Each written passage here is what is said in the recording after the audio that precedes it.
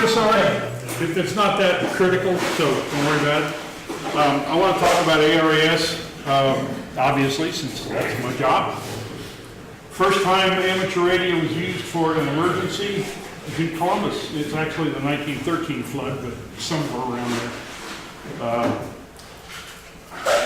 Ackerberg was his name. He was 14 years old. He sent, at that time, Franklinton and the city of Columbus across the rivers were different towns. And Herbert Ackerberg sent a message to the commercial telegraph company in Columbus, and they had no idea who he was. They're like, who is this guy? And his message was, I've got bodies hanging in trees, tell the mayor to send food and everybody to the hilltop.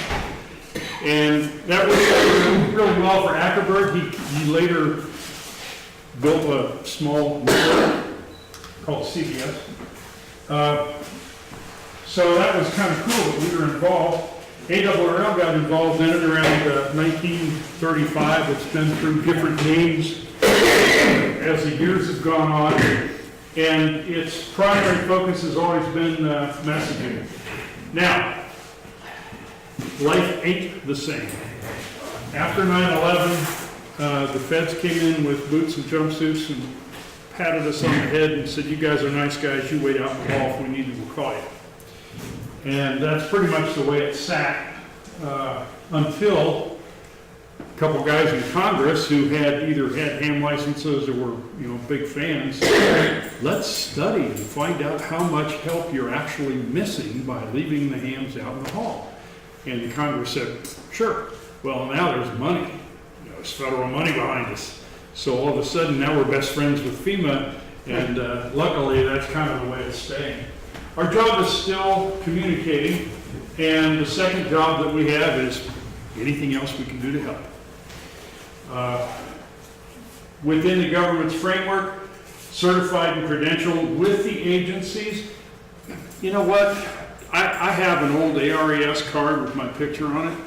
If I walk up to a police officer marking a perimeter of a disaster scene, he's going to pat me on the head and tell me to go stand over with the other spectators because it means nothing to me. If we're credentialed with the agencies, the EMAs, and not to mention the state, yeah, we're good. Or we're better than not at all. So we have to be certified to their standards, not just ours, or we don't play. Okay, statewide, we generally average about 1,600 volunteers across the state. I say generally average because each EC submits a monthly report, and I'm also the EC for Delaware County, and I guess who forgets every month. But some guys are real good about it, some guys are, Ed's real good. Some guys are like, yeah, once every 3 or 4 months I get a report. So the numbers change. But as in January, it was 1,710 volunteers we had. How many of those are really real people? I don't know. I don't think we have any dead guys on the rosters anywhere because I keep hounding the ECs to check and make sure that, the people you have on your list are actually responding to things. We have well over 800, and this is a real number to me. The 1,600 is like, yeah, that's nice. The 800 people have actually taken it upon themselves to do the 4 NIMS courses. So they're trained and therefore capable of actually responding. The other question is how many are going to go if we put out the call? And the answer is, beats me. Here's what's going on. We'll talk about this throughout, but one of the big problems is, look around the room. Who's the youngest person here? Yeah, Arnold. So let's do it this way. Who's over 55? Right? I got 10 on you for that. But you get my point? People have lives, first of all. They have jobs. They have families. That all ought to be first before this. I got no problem with that. It should be. It's not right if you're, neglecting your own family. So, what we've done is we've changed the Ohio Section Emergency Response Plan. If we have an activation in Union County Ed notifies Mark, the district EC, probably calls me too. And as of our last change, we not only expect Union County to get called up, but we're activating the entire district, all 10 counties, so that I can be sure that we're going to have enough people for Ed. Now, the real life version of that was about 3 Sundays ago in Richland County. Had a little F2 tornado, took out Shelby, did some serious damage. It was the ham spotters, all 4 of them, refer back to comments about who's active anymore. But we had ham spotters in a couple counties up there. They saw the thing form, shipped it to Cleveland Weather. They put out a warning, the sirens lit, nobody died. That's a win, okay? And it's our spotters that keyed that off. But it did hit the town really bad. So we lit up the 3 counties north. District 6 is the smallest district, so it had Richland and Ashland and a couple other counties there. So they were already going. We lit up 2 or 3 counties adjacent north, which happened to be in District 2, and we lit up 3 counties south, which happened to be here in District 7. And Union was on my next list. And so I had 3 full districts that I was making calls to, and out of 10 counties that I actually activated for this tornado hit, I had 9 guys. But I had 9 guys, that's good. But it took me more than just 1 county. 4 of them were from Richland, 5 of them were from Marion. They just jumped in their trucks and headed north. It was great. So Knox County, they have a huge club, very active. It was Sunday night. Everybody has to go to work Monday morning. I got nobody. Crickets. So I can't fault them for that. But you have to take these kind of things into consideration in order to answer that question. How many do you need? We'll get them to you, even if they have to come from across the state. Last year, we had a total of 8,400 plus training events, like meetings and drills, 700 a month average. We put 64,000 hours in Ohio just training and meeting. Now, if you take the standard independent sector, which is a website that tells us how much a volunteer hour is worth in Ohio, in 2018, it was $24.69. So we gave our counties $1.5 million in free money. Public service events, we had 736, 21,000 hours, 138 real emergencies, most of those Skywarn nets. It's good that we didn't have like wildfires and earthquakes and stuff, except it makes it kind of boring. 2,000 emergency hours, and if you add in an average of about $300 per volunteer, because we bring our own radios, handhelds, well, they're 25 bucks, but then you got mobile radios and all the other stuff that goes with it, and we come up with a total contribution to our neighborhoods of $2.6 million in 1 year. So we can quantify how much we're worth to our agencies. That's kind of good stuff. Now, what do? Well, we train and we exercise with the agencies. We have some counties that monitor the sirens for tornado tests. In Franklin County, it's on Wednesdays. We have some counties, Marion County monitors polling places. They have places where you can't get cell signal or you can't get reliable communications. So about 3 or 4 years ago, they started placing hams in all of the polling places just as observers. That works out pretty cool. In fact, we've had interest from the Secretary of State's office in doing it statewide. Marion, again, and a lot of others, provide security for fairgrounds and events. No, they don't care. Well, Marion's different because their guys are actually deputy sheriffs. They're special deputies, which is kind of cool. But they don't carry guns, and they don't arrest people. All they do is just sit there and watch. You know, and if somebody comes across the fence, they know who to call. The guys with the guns. We provide mesh for video and exercises. We train missing search. We went up to Kenton and did that course. There was 90-some people in that, weren't there? That was, and most of them were hands, a lot of them were hands. So we've got that. We did have one missing person in Delaware way back, about 2013, 2014. We put 12 cars on the street in 20 minutes. And the cops were like, that was more than cruisers that we had in the city of Delaware. And they were like, ooh, you could do that? Yep. So we're still written in as potential help if they have, you know, somebody missing. Flood watches, damage assessment. Damage assessment's a big thing. We did that last year up in Mahoning County after a severe weather weekend and flooding. And the storm went through on a Friday night and absolutely nothing happened. And Tuesday night at the county commission, oh boy, you heard about it. So Wednesday morning at 8 o'clock, wacko, everybody, they hit everybody's alarm bells. And we had absolutely nothing to do with radios. But we sent about a dozen people over, and I think it was 11, and we did damage assessment.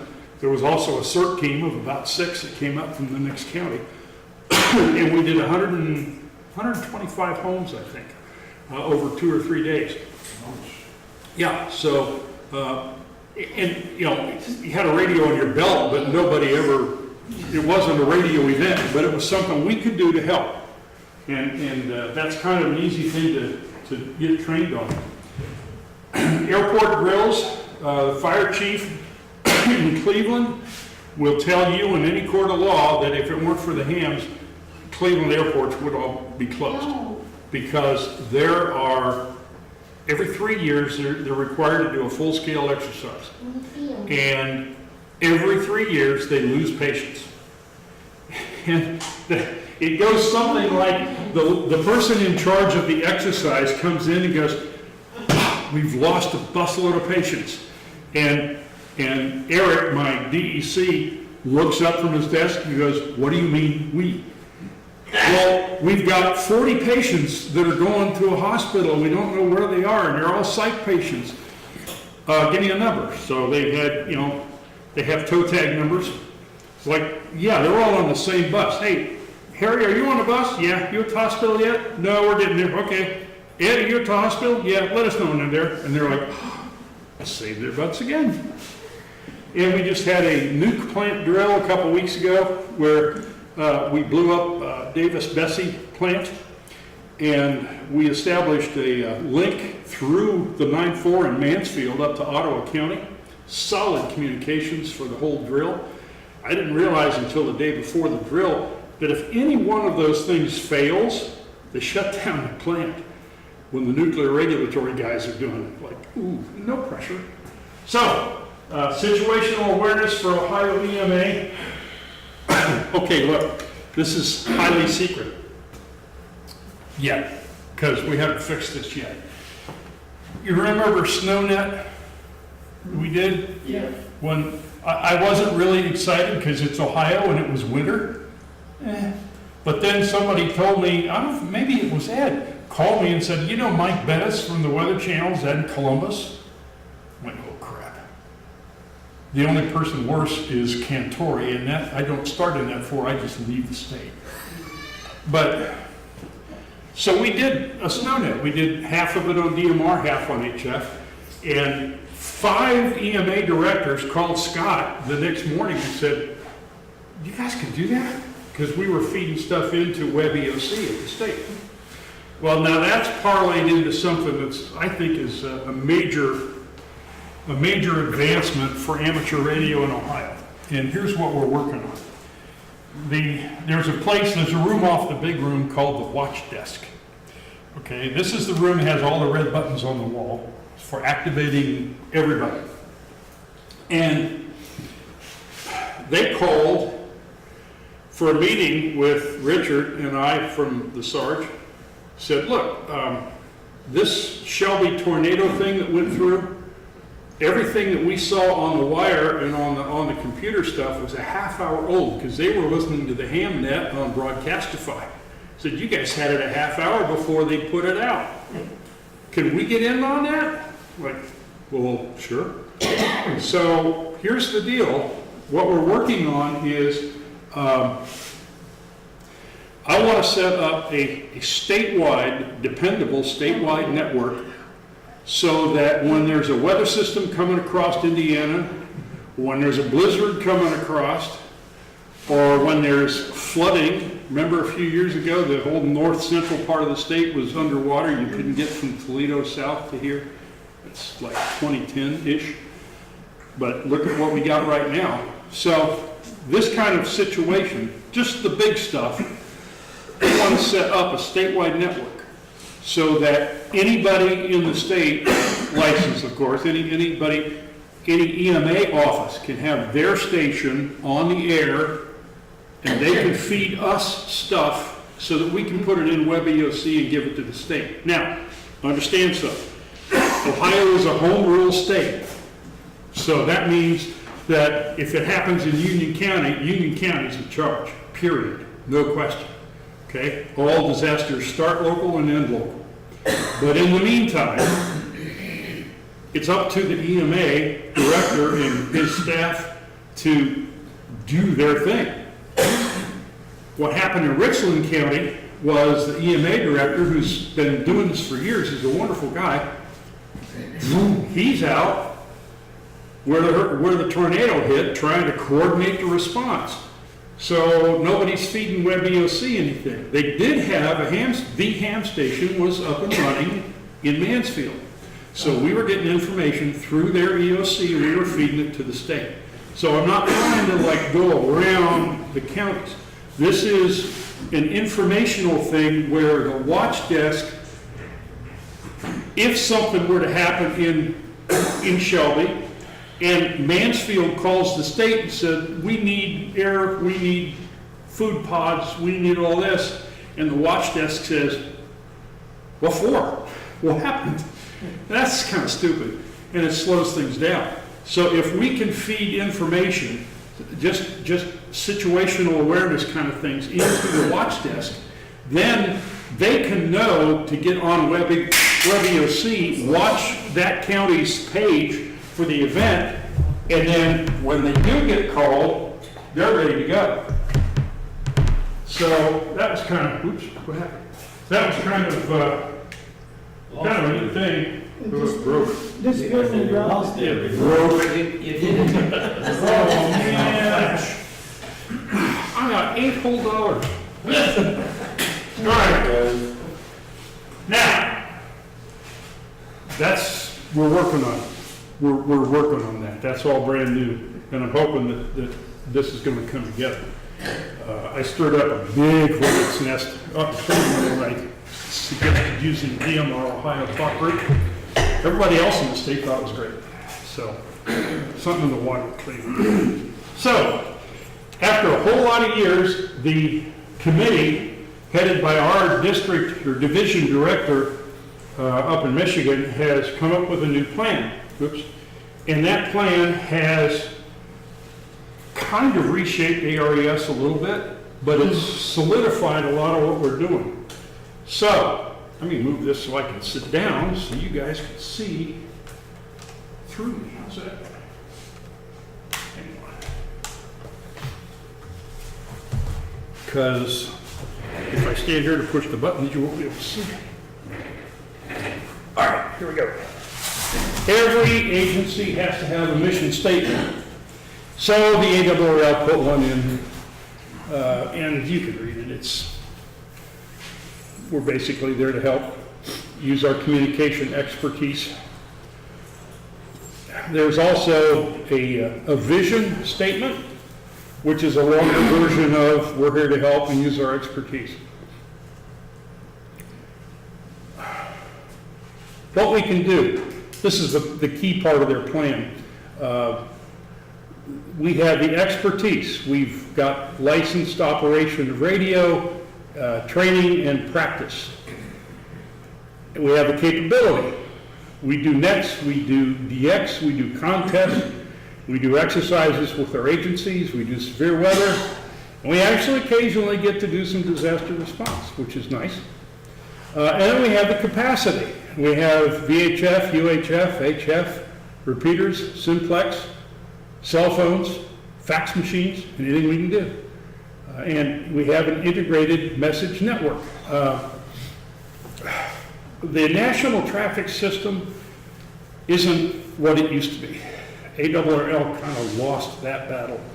RRI, Radio Relay International, is really the blossoming authority in traffic handling. But NTS is still there, and NTSD, the digital side, is still there. And we do cross-train with agencies, and we work with officials. This is all part of what they have in the plan. Now, here's something that, I'll tell you the truth, I've kind of shied away from it. But it's really time to bone up on sending message traffic. What convinced me was WX4 TV, James Lee, he used to be the cameraman for Cantori for a number of years and went out on his own. Lives in Florida, chases hurricanes for a living. And he's a videographer. He takes the pictures that you see on the news. And he's a very good one. He got stuck. I had never heard of the guy. And the National Hurricane Center, I was on the net at the time, and the guys at the Hurricane Center said, "Have you heard from James Lee?" I went, "No." "Who's James Lee?" "WX4 TV." "Well, yeah, we did hear from him, a few hours ago." "Where is he now?" "I'll call him and ask." "Why?" "He was on the beach at Panama City. And the director of the Hurricane Center said, "Get him the hell out of there now, or he will not be able to leave." Okay, if this is a guy that the director of the Hurricane Center is concerned about individually with all the storm chasers down there, he's my new best friend. So it just so happened that he got stuck in a county. He came up out of there and he did some video with 120-mile-an-hour winds going past his Suburban. It was really good stuff. But then he got stuck in a county in Florida, and there was no infrastructure after the hurricane. Okay, there was nothing. There was no amateur radio repeaters. They were down. There was no public safety radio. It was gone. No cell sites. They were like 2 feet off the ground. Nothing. There was nothing. So people were on their own. And he got a call from the Northern Florida Traffic Net on 80 meters. That's where all the emergency communication was going on. So happens he's got HF mobile. He looked around. He was in that county.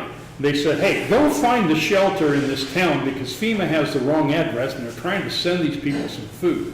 So he drove around until he found it. Well, he spent the next week there, living out of his truck, sending the first 3 days he sent over 200 messages from the shelter. And some of that was to the county EOC, some of it was Red Cross or whatever. Pretty impressive stuff. And the second day he was there, the county brought in a trailer, kind of like mine, just an RV trailer that had been turned over to emergency stuff. And he's like, "Hey, we got a trailer here now." "Oh, well, the generator works, but the trailer was 10 years old and had never been tested. So everything was 10 years old and none of the radios worked." So he had a problem. Anyway, long story. The answer is we need to be able to send messages. It doesn't matter whether you're ARES or National Traffic or just a hand volunteer, you need to be able to send a message, period. So we're going to try to get everybody more current with the national traffic system with sending ham radio messages. Now, the other thing that makes me feel really good about this new plan is that the plan says sending messages that are in the format prescribed by the agency. That means we don't have to turn everything into a ham radio message form. We can send an IS-213 because that's what they're going to want to see. And you can send an IS-213 that actually has more than 25 words in it, and it works very well. So, there's that. The other thing it does is it sets out qualifications. Level 1, new members, you guys all know this part. Level 2, if you have the 4 NIMs, EC001 is live. I'm a mentor, not a proctor, I'm a mentor. We have 4 sessions this year online with mentoring, live, like interaction, phone calls and emails and stuff. It's actually kind of fun. And it's free. Did I tell you it was free? This is a good deal. And they've also started another version of this course, which is online without the mentors. So if you just want to zip through it, you can do that. So that's very cool. Level 3 is the Professional Development Series, EC16, which isn't there yet. You're encouraged to take 300, 400. God bless you if you can find a spot. They announce a course and it's filled in an hour.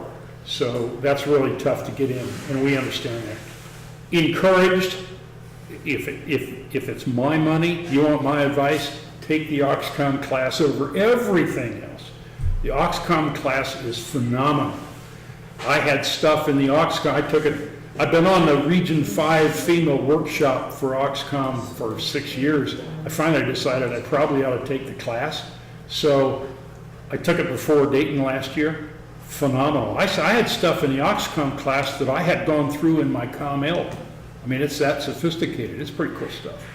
So, all training is approved by the SEC and section manager, so that allows us a little bit of freedom.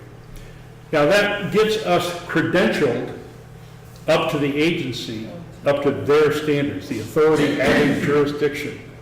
And it also allows us to set expectations for ECs and DECs and all that kind of thing.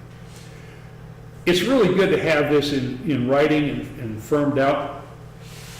ARES Connect is part of it. ARES Connect is not final yet, and there's nobody in the United States that's a better expert at ARES Connect than Scott.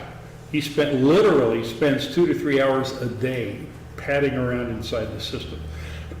With the recent exit of Mike Corey from the league, Ken K1FUG is in charge of it, and he is being very responsive. And when Scott asks, well, it used to do this, but this was shut off and there's no good reason, Ken's like, oh, okay, click, turns it back on.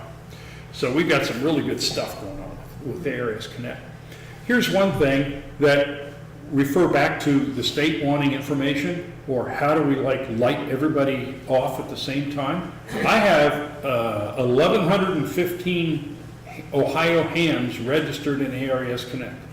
I can send an email one time, and in 2 minutes, it came back to me in my inbox to essentially all the registered hams in the state. Now there's 6,000 ARRL members and 20,000 licenses in the state, but we're talking about people who are at least in ARES or interested enough to actually participate in Connect.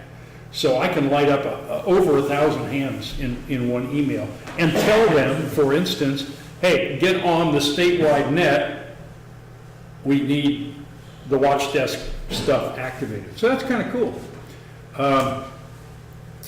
There's a lot of work to be done. One of the things that bugs us is the reports suck, but we're fixing that. So, oh wait, there's more. Do you remember from your NIMS classes what this is? If you can, you don't need to be able to read it, just looking at it ought to scare you. I mean, oh yeah, I remember that. Okay, this is the incident command system, right? Now, where is amateur radio in that chart? Anybody remember? This is a I think it's quiz. the bond, I understand. Nope. No? Was it under logistics? Logistics, you got it. Communications is in logistics. Logistics, okay. Now, what's the one thing that never works anytime there's a full-scale exercise? Communications, righto. So, as of last year, John Peterson, who is the head of writing these courses and setting these standards, he and two other really high-up guys teach the Oxcom class before Dayton. That way they can stay over an extra night and go to Dayton on the federal tab. Smart. His comments were, this is going to change, and it's in the process of changing now, and it will be up next to operations on the top line. And underneath that will not be ARES, will not be RACES, will not be amateur radio, will not be REACT. It will be Oxcom. They're putting everybody, all of us, together in one group, Oxcom. I need help, I need communication.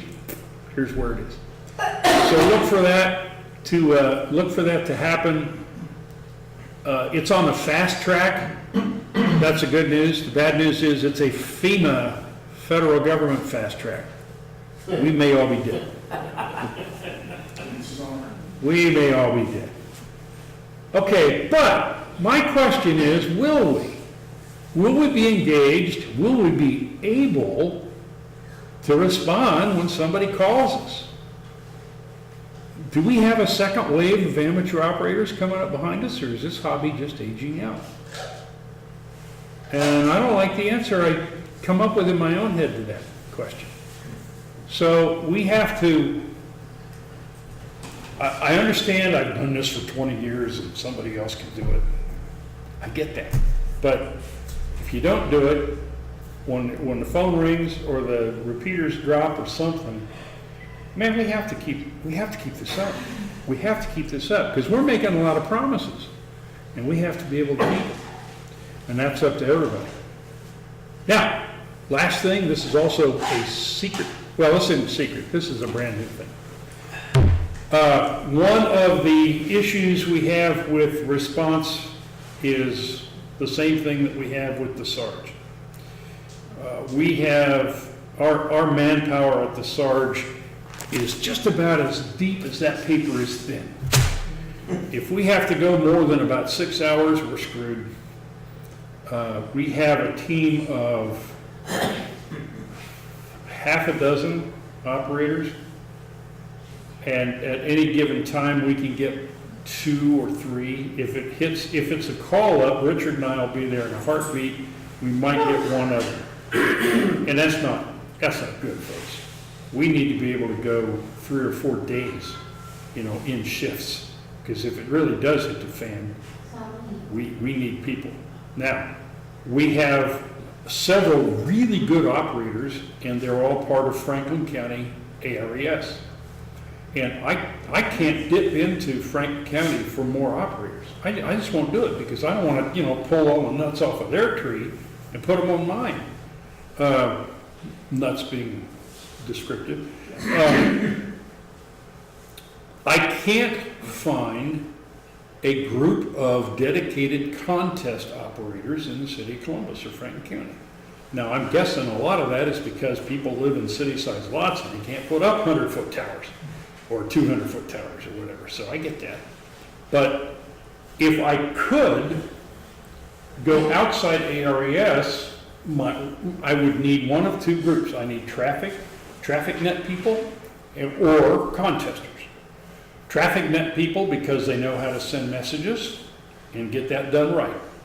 Now, here in Central Ohio Traffic Net, dipping back into Franklin County ARES again.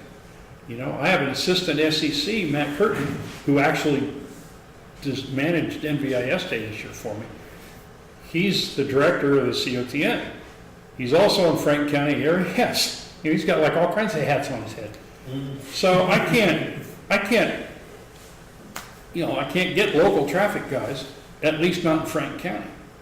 So Richard and I were talking with our feet propped up and the tubes cooling down on our amp after last Tuesday night's net and said, look, we need to recruit some folks. So what we did is let's take an hour's drive from Beetler and see where we get. Guess what's within an hour's drive of Beetler, folks? Hello? This is a hit. Jump on 33, run down 270, and you're there. How about you get down there in a half an hour? If the state trooper's sitting in between the roads. Got it. Done it. And if you're on the crew, you get a red card that says I work for the state EOC and I'm on my way because there's an emergency, and maybe they'll let you go. I don't know. But we need people. So if you are interested, we'd love to talk. And if you know anybody that's interested, you don't have to be an ARES. You don't just have a ham license. You have to have a general because we're on HF, obviously. We need to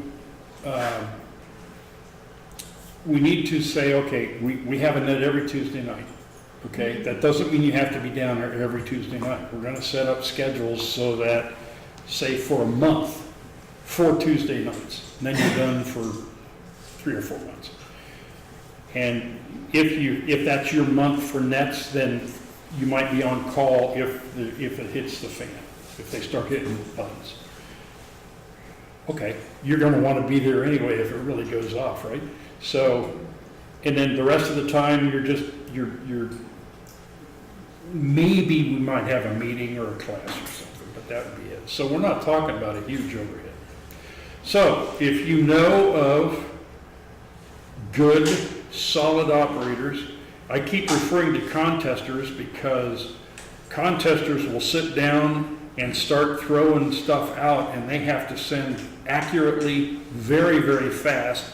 And most of the ones I know look up after about 12 hours and go, okay, and go back right to it again. I used to be able to do that, but can't now.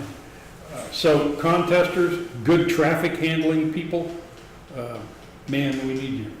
We need you. So I'd appreciate it if you think about it for us and see what trouble we can cause.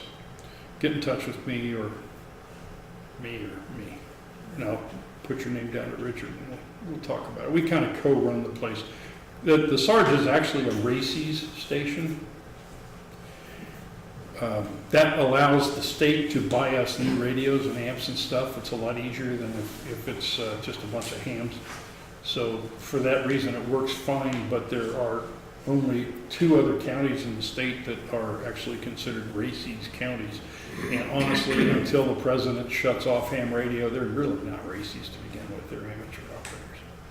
So that's it. All right, any questions? Any fun stuff?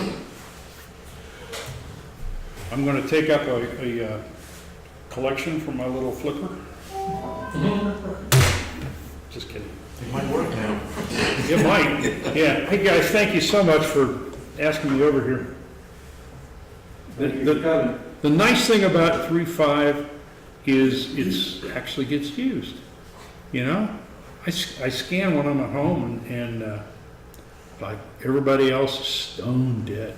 You guys are talking it right up. I love it. Have you heard any more about the DMR repeater, Stan? DMR repeater in Delaware is still dead. Well, I know, I just wondered. Yeah, I have. It's DMR repeater. Ken Snare put one up, and after about a month and a half, he got hit by lightning, Right. and forced all the smoke out of the chips. He was not happy. So he is actually insurance and all of that stuff went around. He's actually waiting on it. It's theoretically in the delivery phase. So it could come anytime. When it comes, it'll take him a day or 2 to burn it in and make it work. And it will be back on the air. His antenna, by the way, if you know where Aluminum Creek is, If you go across Cheshire Road, Yeah, the Berlin Township Road Garage is there, the little white building. Before everything built up around it, these guys were like by themselves. There's a 100-foot, 100-foot tower there. That's where he got permission to run out of that. So I could bring it up handheld from inside my house. So that's, I keep waiting on you well, I guys. don't have the hotspot for it or anything, I just wondered when, It's breaking a little hard. I keep waiting for you guys to up the antenna here so I can get on here. You saw the markings right out here. I'm ready. I am ready. Is that